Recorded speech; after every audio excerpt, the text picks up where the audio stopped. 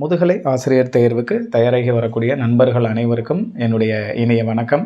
நாம் இதுவரைக்கும் தொடர்ந்து யூனிட் 4ல் வீடியோஸ் பார்த்துட்டு இருந்தோம். அதில் கடைசியாக ஒரு சில தலைப்புகள் ரொம்ப தியரிட்டிக்கலாக இருக்குது அப்படிங்கிறதுனால அதை நாம் ஒரு தடவை படித்தாலே தெரிஞ்சுக்கலாம் அப்படிங்கிறதுக்காக உங்களுக்கு அதையும் இதுக்கு முன்னாடி அந்த யூனிட் 4ல் இருக்க எல்லா தலைப்புகளையும் சேர்த்து உங்களுக்கு மெட்டீரியலாக பிடிஎஃபாக கொடுத்துருக்கேன். பிடிஎஃபோட லிங்க் இந்த வீடியோவோட டிஸ்கிரிப்ஷனில் இருக்குது. நீங்கள் அதை கிளிக் பண்ணி அந்த மெட்டீரியலை பயன்படுத்திக்கலாம். சரிங்களா? ஸோ இந்த வீடியோவிலேருந்து நாம் பார்க்க போகிறது unit 2. Unit 2 philosophical and sociological foundations of education, கல்வியல் தத்துவ மற்றும் சமூகவியல் அடிப்படைகள் அப்படிங்கிறத பற்றி நம்ம முழுசாக இந்த வீடியோவில் இம்பார்ட்டண்ட் ஏரியாஸ் மட்டும் நம்ம வீடியோவை பார்க்க போகிறோம். பேலன்ஸ் இருக்க ஒரு சில தலைப்புகள்லாம் உங்களுக்கு இந்த யூனிட் 4ல் கொடுத்த மாதிரியே உங்களுக்கு மெட்டீரியல் கொடுக்குறேன். அதில் நீங்கள் ஒரு தடவை ரீட் பண்ணவே அதெல்லாம் போதும் அப்படிங்கிறதுக்காக பண்ண போகிறோம்.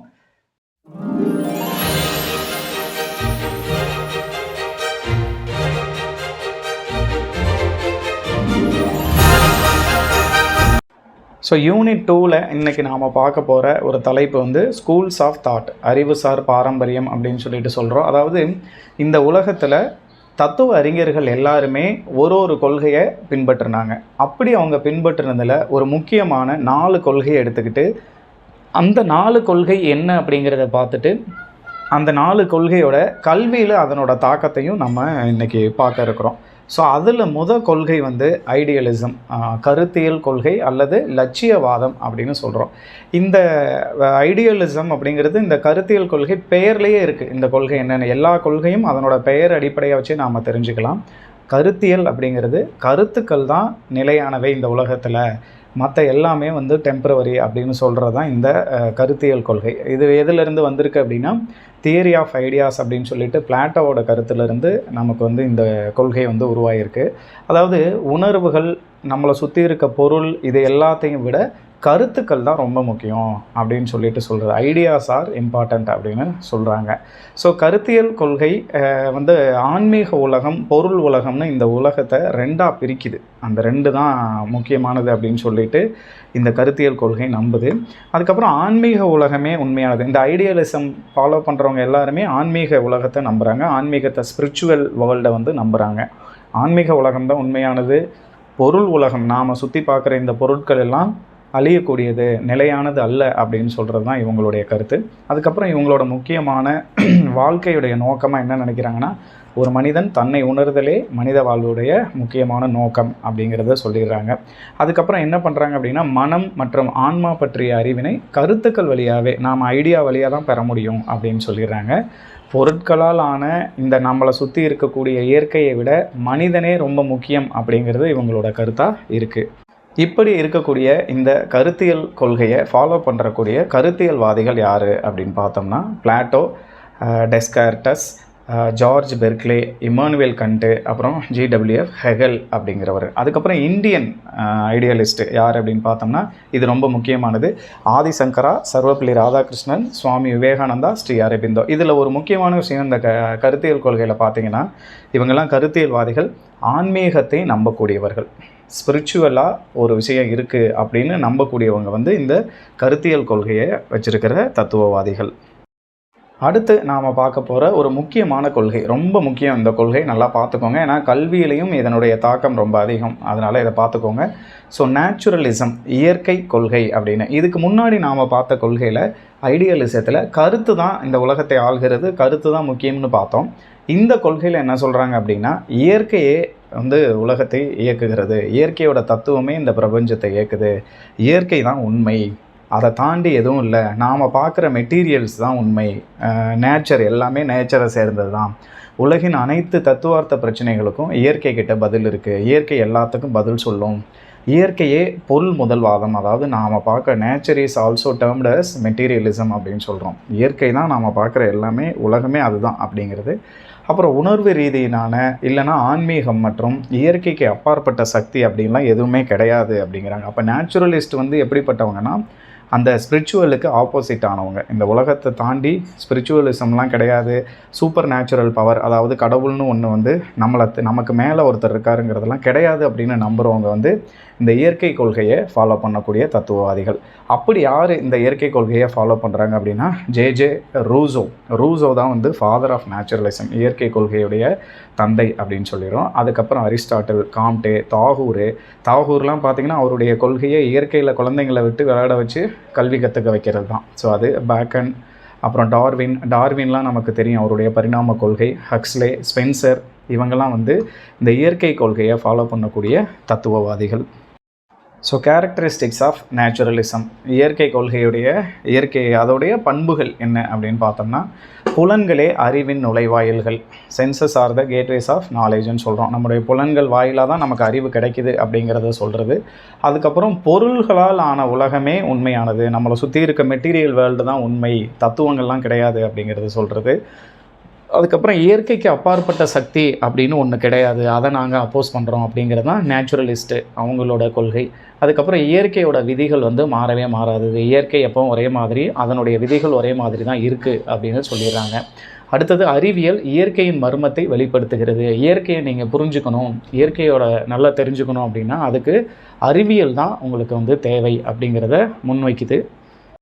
அடுத்த தலைப்பு வந்து நேச்சுரலிசம் அண்டு எஜுகேஷன், இயற்கை கொள்கையும் கல்வியும். இது வந்து ரொம்ப முக்கியமான தலைப்பு, நல்லா பார்த்துக்கோங்க.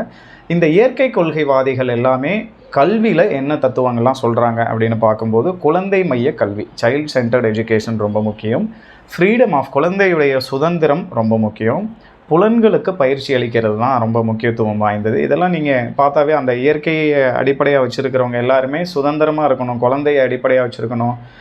கல்வி வந்து குழந்தையோட மிருக நடத்தையிலேருந்து மனித நடத்தையாக மாற்றும், கல்வி தான் சிறந்தது, குழந்தையோட மகிழ்ச்சிக்கு தான் ரொம்ப முன்னுரிமை கொடுக்கணும் நீங்கள். அதுக்கப்புறம் பார்த்தீங்கன்னா புத்தக வழி கல்வி, வாய்மொழி வழி கல்விலாம் எதிர்க்கிற மாதிரி எதிர்மறை கல்வின்னு ஒரு தத்துவத்தை வந்து இவங்க சொல்கிறாங்க. நீங்கள் நார்மலாக இப்போ நம்ம நடத்துகிற பள்ளிக்கூடம் மாதிரி இருக்கக்கூடாதுங்கிறது இந்த இயற்கை கொள்கைவாதிகளுடைய கருத்தாக இருக்குது. அதுக்கப்புறம் செய்து கற்றல், குழந்தைங்க எல்லாருமே அவங்களா நேரடியாக, அடுத்தது பாருங்கள் டைரக்ட் எக்ஸ்பீரியன்ஸஸ், அவங்களா போய் நேரடியாக கற்றுக்கணும் அப்படின்றோம். விளையாட்டு வழி கற்றல், சரிங்களா. அதுக்கப்புறம் செய்து கற்றல், எல்லாமே செஞ்சு பார்த்து, ஏற்கனவே லேர்னிங் பை டூயிங் சொன்னோம், இங்கே அதே மாதிரி ஆக்டிவிட்டி, செயல்கள் மூலமாக கற்றுக்கிறது. அதுக்கப்புறம் இவங்க எதை வலியுறுத்துகிறாங்கன்னா மாண்டிசோரி மெத்தடு, அப்புறம் கிண்டர் கார்டன். நம்ம எல்லாருக்குமே தெரியும் மாண்டிசோரி, கிண்டர் கார்டன் எல்லாமே நம்ம தனியாகவும் பார்க்க போகிறோம். ஸோ எல்லாமே குழந்தையுடைய புலன்களுக்கு வேலை வச்சு அதன் மூலமாக அனுபவத்தின் வாயிலாக கற்றுக்கிற கல்வி முறை, சரிங்களா, அதுதான். அதுக்கப்புறம் குழந்தையுடைய சுய கற்றலுக்கு ரொம்ப முக்கியத்துவம், எல்லாம் குழந்தை தானாகவே கற்றுக்கணும். அதுக்கப்புறம் கோ எஜுகேஷன் தான் இவங்க வந்து இம்பேக்டாக இருக்கும், அதுதான் நீங்கள் பண்ணணும் அப்படின்னு இவங்க சொல்லிடுறாங்க. ஆசிரியர்களை பற்றி இயற்கை கொள்கைவாதிகள் என்ன சொல்கிறாங்கன்னா, ஆசிரியருங்கிறவர் வந்து நாட் அ டீச்சர், நீங்கள் வந்து டீச்சர் ஒரு ரோல் கிடையாது உங்களுக்கு, என்னென்னா நீங்கள் ஒரு பாதுகாப்பானவர், குழந்தைகளை பாதுகாக்கிறவர், குழந்தைகளுக்கான ஸ்டேஜ் செட்டர், நீங்கள் வந்து அவங்களுக்கு களம் அமைச்சு மட்டும்தான் தரணும், அவங்க எல்லாத்தையும் கற்றுக்குவாங்க, அவங்கள நீங்கள் உற்று நோக்கினா மட்டும் போதும். ஆசிரியர் வந்து தோட்டக்காரர் மாதிரி, குழந்தைகள்லாம் தோட்டத்தில் இருக்க செடிகள் மாதிரி அப்படின்னு சொல்லிட்டு இந்த இயற்கை கொள்கைவாதிகளோட கருத்துக்கள் இருக்குது. அதுக்கப்புறம் வில்லியம் வேர்ட்ஸ்வொர்த்தோட let nature be your teachers, இயற்கை தான் உங்கள் எல்லாருக்கும் ஆசிரியர் அப்படிங்கிற கருத்தை இந்த இயற்கை கொள்கைவாதிகள் வந்து முன்வைக்கிறாங்க. அடுத்து நாம் பார்க்க போகிற கொள்கை வந்து ரியலிசம். இது பேரே வந்து ரியல், யதார்த்தவாதம்னு இன்னொரு பேர் இருக்குது, உண்மை கொள்கைன்னு இருக்குது, மெய்மையியல்னு இருக்குது. இது நீங்கள் தமிழாக்கம் படுத்துறதை விட ஆங்கிலத்தில் ரியலிசம்ங்கிறத ஞாபகம் வச்சுக்கிட்டிங்கன்னா எக்ஸாமில் அட்டன் பண்ணுறது ஈஸி. ஏன்னா தமிழாக்கம் ஒரு இடத்துலையும் ஒரு மாதிரி வர வாய்ப்பு இருக்குது. அப்போ ரியலிசம் அப்படின்னா என்ன, உங்களுக்கு சுருக்கமாக புரிகிற மாதிரி சொல்லணும்னா, இயல்பில் இப்போ லைஃப்பில் நாம் என்னத்தை மீட் பண்ணுறோமோ, நாம் எந்த கணத்தில் வாழ்ந்துட்டு இருக்கோமோ, எப்படி நாம் நேச்சுரலாக ரியலாக இருக்கிறோமோ அதுதான் உண்மை. எந்த அலங்காரமோ இதை தாண்டி இருக்கிறது எதுவுமே கிடையாது. அது கலையாக இருக்கட்டும், இலக்கியத்திலையாக இருக்கட்டும், வாழ்க்கை நிகழ்வுகளாகட்டும், எதுலேயுமே வந்து கற்பனையோ அலங்காரமோ எதுவும் இல்லாமல் உண்மையை உண்மையாக வெளிப்படுத்துறது. நாம் இவ்வளோதாங்க, நம்ம இப்படி தான் அப்படிங்கிறத வெளிப்படுத்துகிற அந்த தத்துவம் தான் வந்து ரியலிசம், யதார்த்தவாதம் அப்படின்னு சொல்கிறோம். அடுத்தது ரியலிசமும் இம்ப்ளிகேஷன்ஸ் ஆஃப் எஜுகேஷன். கல்வியில் இந்த யதார்த்தவாதம் எதெல்லாம் சொல்லுது அப்படின்னா, குழந்தையோட வாழ்க்கையில் யதார்த்தத்தை குழந்தைங்களை எதிர்கொள்ள வைக்கிற ஒரு துடிப்பான வளரும் அமைப்பாக தான் கருதுது. நாம் வந்து யதார்த்தத்தை சொல்லி வளர்க்கணும், நீங்கள் வந்து பெரிய வந்து அங்கே இருக்குது இங்கே இருக்குது இவ்வளோ பெரிய ஆளாகணும், அதெல்லாம் இல்லை. இதுதான் உண்மை, இப்படி தான் லைஃப் இருக்க போகுது, அதை நீங்கள் எதிர்கொள்ள தயாராக இருந்துக்கோங்க அப்படிங்கிறத நாம் வந்து சொல்லிடணும் அப்படிங்கிறத சொல்கிறாங்க. வாழ்க்கையுடைய யதார்த்தங்களை எதிர்கொள்ள பிரச்சனை நிறையா வரும், அதை நீங்கள் தீர்க்கிறதுக்கு குழந்தைய வந்து தயார்படுத்தணும், அதுதான் கல்வி அப்படின்னு சொல்கிறாங்க. அதுக்கப்புறம் பாடத்திட்டம் வந்து பரந்த அடிப்படையிலானதாக இருக்கணும். பல்வேறு வகையான பாடங்களை, முக்கியமாக அறிவியல் பாடங்களை உள்ளடக்கியதாக இது வந்து சப்ஜெக்ட் வந்து இருந்துடணும் அப்படின்னு சொல்கிறாங்க. அப்புறம் கல்வி முறையை பொறுத்த வரைக்கும் உற்று நோக்கல் இருக்கணும். பரிசோதனை முறை, எக்ஸ்பெரிமெண்டல் மெத்தடுக்கு ரொம்ப முக்கியத்துவம் இது யதார்த்தவாதத்தில் கொடுக்குறாங்க. சுற்றுப்புறத்தை கட்டுப்படுத்துறதன் வழியே ஒழுக்கமானது ஏற்படும் அப்படிங்கிறது இவங்க சொல்கிறாங்க. அதாவது இந்த சுற்றுப்புறம் என்ன எதிர்பார்க்குது, அதை கண்ட்ரோல் பண்ணுறதுக்கு நமக்கு எந்த அளவுக்கு வந்து டிசிப்ளின் தேவை அப்படிங்கிறத நாம் கற்றுக்கணும் அப்படிங்கிறத இதில் சொல்லிடுறாங்க. அதுக்கப்புறம் ஆசிரியர் மாணவர்களை கண்டுபிடிப்புகளுக்கு ஊக்குவிப்பவராகவும் வெளி உலகத்தோடு இடைவினை புரிய கற்றுக்கொள்வராகவும் இருக்க வேண்டும் அப்படின்னு சொல்கிறோம். அதாவது இந்த உலகம் அப்படி தான் தம்பி, இதை நீ எதிர்கொள்ளணும்னா அதுக்கு தகுந்த மாதிரி உன்னை தயார்படுத்திக்கோ, நிறைய கண்டுபிடி, நீ எல்லாம் ஒரு நாலேஜை டெவலப் பண்ணிக்கோ அப்படிங்கிறத சொல்லி கொடுக்குறவராக ஆசிரியர் வந்து இருக்கணும்னு சொல்லிடுறாங்க. அடுத்தது குழந்தை வந்து இயற்கையோடவும் நம்ம சுற்றி இருக்க சுற்றுப்புறத்தோடவும் நல்லா கலந்துக்கணும், பரிச்சயம் ஆகிக்கணும், நீ வந்து நல்ல ஃபெமிலியர் ஆகிக்கோ அப்படின்னு சொல்கிறாங்க. அதுக்கப்புறம் தொழிற்கல்வியை கற்றுக்க, அதுதான் ரியல் லைஃபு. நம்ம நிறைய படிச்சுட்டு போனோம், படித்தா பெரிய ஆள் ஆகிடலாங்கிறது ஓகே தான், ஆனால் அதே அளவில் தொழிற்கல்வியும் கற்றுக்கோ, உனக்கு ஒரு வெக்கேஷனலாக ஒரு வேலை ஒன்று கையில் இருக்கணும் அப்படிங்கிற மாதிரியும் இவர்களுடைய தத்துவம் இருக்குது. அதுக்கப்புறம் புலன்களுக்கு பயிற்சி அளித்தல், அதையும் இவங்க சொல்லிடுறாங்க. அடுத்தது நாம் பார்க்குற ஒரு இசம் வந்து பிராக்மாட்டிசம், நடைமுறைவாதம் அல்லது பயன் அளவை கொள்கை அப்படின்னு சொல்கிறோம். இந்த கான்செப்ட் எப்போ வந்தது அப்படின்னா 1850க்கு அப்புறம் தான் அமெரிக்காவில் தோன்றின இந்த ஒரு கான்செப்ட்.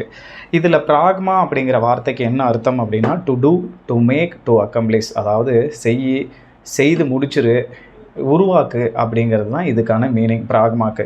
இதுக்கு இன்னொரு பேர் என்ன இருக்குன்னா ப்ராக்டிக்கல் ஃபிலாசபி, நடைமுறை தத்துவம்னு இன்னொரு பேர் வந்து இதுக்கு இருக்குது.